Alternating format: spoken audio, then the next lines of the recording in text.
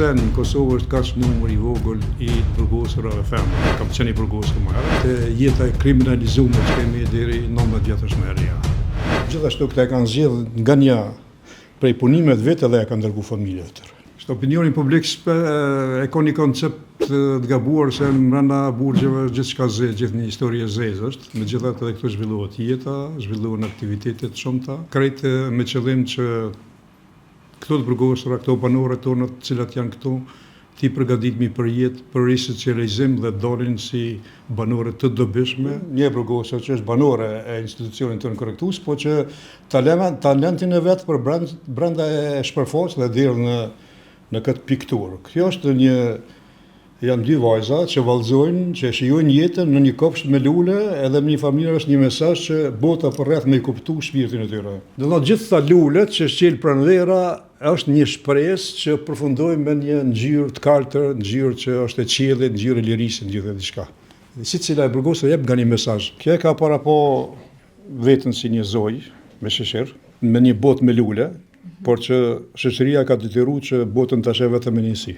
Ne në kuadër të këtyre aktiviteteve zhvillojmë aktivitete kulturore, aktivitete arsimore, programe trajnime të ndryshme, kemi kurse të teknologjisë informative, në mënyrë që burgosurat tona të ndjekin sadopak trendin e ecjes botës përpara.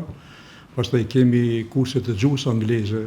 Pastaj kemi kurset natyrës ndryshme për përgatitje për punë jashtë, për furtari, për pastiqeri, për flokëtari.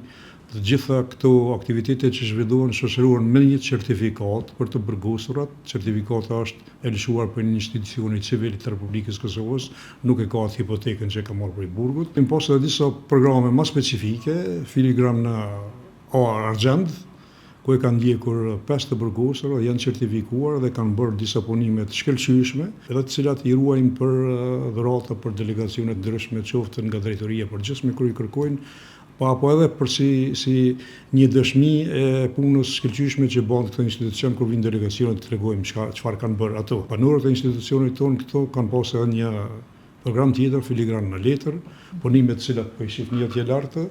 Kemi organizuar një ankan publik në bibliotekën kombëtare në Prishtinë, ku ka pas mjaft të interesuar dhe të gjitha punimet janë shitur në ankan publik dhe prej atij ankandit mjetet financiare janë mbartur gjitha në kontot e të burgosura politike. Ju i keni veç 25 gra të burgosurat. Unë po besoj që kjo është një histori e cila do të më analizu. Pse në Kosovë është kaq numër i vogël i të burgosurave femra. Ne kemi diku 1700, afërsisht 1700 burgosur, përgjithsisht prej tyre 25 janë femra. Nuk ka në asnjë rajon një statistikë e tillë. Çka është femra shqiptare? Është një femër që e ka një kod mirësjelljes, e ka një dashurinë ndaj vendit, e ka një respekt ndaj parimeve të drejtësisë, edhe është pikërisht këtu e bën që është numri kaq i vogël. Edhe këto të cilat banorët të cilat janë devujt dënimin këto.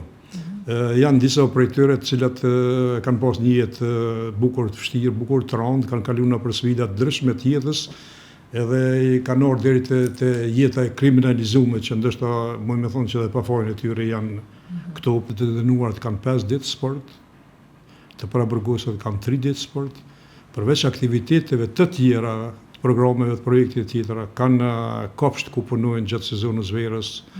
Tashme që jena në muajin e Ramazanit, ne i kemi krijuar dënuarve në 3 pavione, në 3 krahët, A, C dhe D, i kemi krijuar hapësirë që ata të përgatitin edhe ushqimet e veta, i kemi krijuar një rutinë për orës 3 deri në ora 4 të natës, ata zgjohen, i kanë ambientet e përshtatshme. Apo agjerojnë të burgosurat? Agjerojnë disa prej tyre, edhe përgatitin ushqimin, shefirën e përgatitin dhe edhe zhvillojnë jetën sikur normale, sikur jashtë.